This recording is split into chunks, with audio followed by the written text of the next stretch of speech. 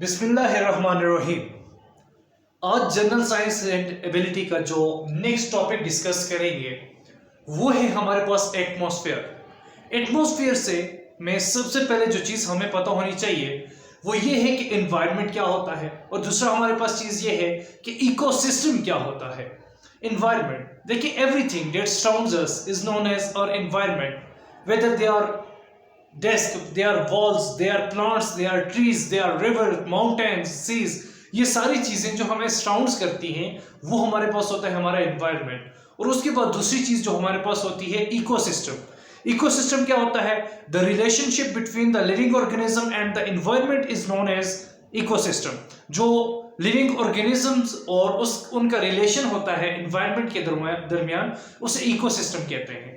आज हम डिस्कस करेंगे एटमॉस्फेयर। हमने पहले डिस्कस किया था internal structure of earth. Internal structure of earth में हमने देखा था कि किस तरीके से जो जियोलॉजिस्ट हैं उन्होंने अर्थ को इंटरनली डिफरेंट जो स्फीयर है उसमें डिवाइड किया हुआ है। आज हम देखेंगे जो एक्सटर्नल अर्थ है, जो हमारा एटमॉस्फेयर है, जिसमें हम रहते हैं, जिसमें हम सांस लेते हैं, जिसमें हम वॉक करते हैं, ये सारा जो है हमारा एटमॉस्फेयर है। या सिंपली हम कह सकते हैं जो अर्थ के ऊपर का एरिया है, अर्थ सरफेस से अबव और स्पेस से बिलो, जहां पे हम रहते हैं, जहां पे परिंदे फ्लाई करते हैं, जहां पे वाटर का साइकिल सिस्टम कंप्लीट होता है, और उसके बाद ओजोन लेयर है, रेडिएशंस हैं, ये सारे के सारा हमारे पास क्या होता है? एटमॉस्फेयर होता है। जिस तरीके से अर्थ के इंटरनल स्ट्रक्चर को मुख्तलिफ स्फीयर्स में डिवाइड किया गया था, इसी तरह जो अर्थ का जो एटमॉस्फेयर है इसको भी 5 मुख्तलिफ हिस्सों में तकसीम किया गया है। इसमें सबसे पहला हमारे पास होता है ट्रोपोस्फेयर, उसके बाद सेकंड वन होता है हमारे पास स्ट्रेटोस्फेयर, थर्ड वन हमारे पास होता है मेसोस्फेयर, फोर्थ वन होता है हमारे पास thermosphere, and the fifth one हमारे पास जो होता है वो एक्सोस्फेयर होता है। अब यहां पर देखें, जो हम अर्थ सरफेस से ऊपर मूव करते हैं तो हम जो टेम्परेचर होता है उसमें चेंजिंग आती है। कहीं पे टेम्परेचर कम होता है तो कहीं पे टेम्परेचर इंक्रीज कर जाता है। तो इस जो चेंज इन टेम्परेचर है, इसकी वजह से जो साइंटिस्ट हैं उन्होंने अर्थ को इन मुख्तलिफ लेयर्स में, स्फीयर्स में डिवाइड किया है। तो आइए जाते हैं फर्स्ट स्फीयर की तरफ। तो सबसे पहले जो हमारे पास स्फीयर है वो है ट्रोपोस्फीयर।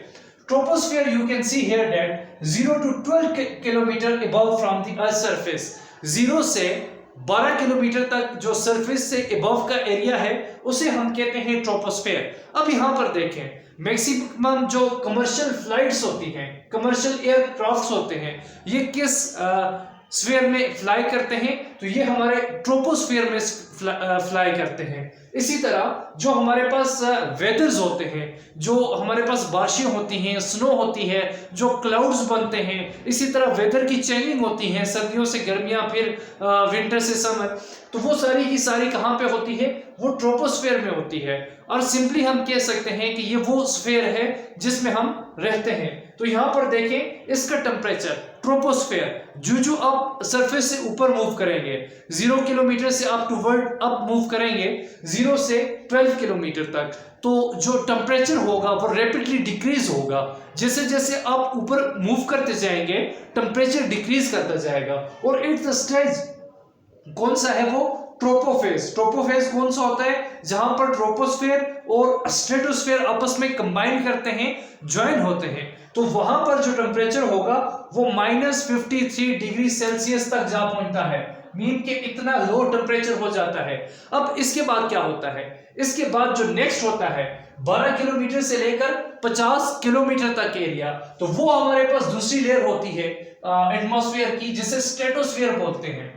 अब यहां पर स्ट्रेटोस्फेयर की जो सबसे इंपॉर्टेंट बात है वो क्या है कि ओजोन लेयर जो है वो लाई करती है किसमें? स्ट्रेटोस्फेयर में। ये एमसीक्यूज भी कई बार पूछा जा चुका है कि ओजोन लेयर किस स्फीयर में लाई करती है? तो स्ट्रेटोस्फेयर में ओजोन लेयर लाई करती है।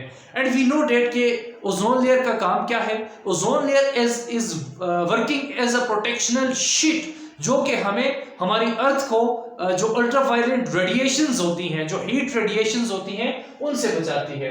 अब यहां पर देखें, चूंकि यहां पर स्ट्रेटोस्फीयर के अंदर ओजोन लेयर मौजूद है, तो तो ओजोन लेयर क्या करती है, जो हीट रेज होती हैं, जो अल्ट्रावायलेट रेज होती हैं, जो आउटर स्पेस से और सन से आती हैं टुवर्ड द अर्थ, इनको कैच करती है, ट्रैप करती है, जिसकी वजह से जो स्ट्रेटोस्फेयर है उसका टेम्परेचर जो है वो इंक्रीज होता है। अब यहां पर देखें, पहले ट्रोपोस्फेयर में हम जमीन से, ग्राउंड से अब अबव गए तो हमारा टेम्परेचर क्या हुआ, टेम्परेचर डाउन हुआ। पहले 0 डिग्री से 37 डिग्री सेल्सियस नॉर्मल होता है, वहां से चला गया -53 डिग्री सेल्सियस पे।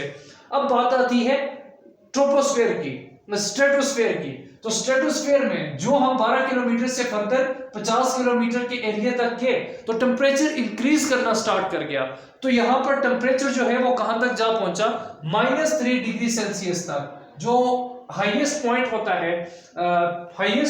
है जो स्ट्रेटोस्फेयर का, जिसे हम स्ट्रेटोफेज कहते हैं, वहां पर टेम्परेचर जाके कांस्टेंट हो जाता है और वहां पर टेम्परेचर जो होता है वो -3 डिग्री सेंटीग्रेड तक पहुंच जाता है। इसके बाद थर्ड हमारे पास आती है स्फीयर ऑफ अर्थ, एटमॉस्फेयर, तो उसे हम बोलते हैं मीजोस्फेयर।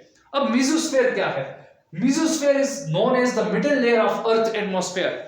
तो अर्थ एटमॉस्फेयर की जो सबसे मिडिल वाली लेयर है उसे हम मीजोस्फेयर कहते हैं। और इस लेयर में यहां पर क्या होता है, इसकी जो लेंथ है 50 kilometre and above up to 80 kilometre, means के जो 30 किलोमीटर का एरिया है 50 से लेकर 80 के दरमियान, यहां पर जो हमारी एटमॉस्फेयर का लेयर है उसे हम कहते हैं मीजोस्फेयर। इसे middle layer of the earth भी कहते हैं। और यहां पर क्या होता है, meteors burn in this layer, meteoroids, जो कि टूटे हुए सितारे जिन्हें हम बोलते हैं, शहाब साकब भी इसे नाम दिया जाता है। तो वो जब अर्थ की तरफ मूव करते हैं तो अर्थ के जो एटमॉस्फेयर है उसके अंदर फ्रिक्शन की वजह से उन्हें आग लगती है, तो वो बर्न हो जाते हैं। अर्थ पे पहुंचने से पहले वो खत्म हो चुके होते हैं। तो वो जो मीटर्स होते हैं वो ज्यादातर मीजोस्फेयर का जो फेज है, जो स्फीयर है, इसके अंदर ये बर्न हो जाते हैं। दूसरी चीज, जो coldest layer of earth atmosphere है वो हमारे पास मीजोस्फेयर। अब देखिए यहाँ पे कितनी चेंजेस आ रही है। पहले टेम्परेचर जो है वो ट्रोपोस्फेयर में राइज किया, फिर उसके बाद स्ट्रेटोस्फेयर में टेम्परेचर फॉल किया, मतलब -3 डिग्री सेल्सियस पर आ गया।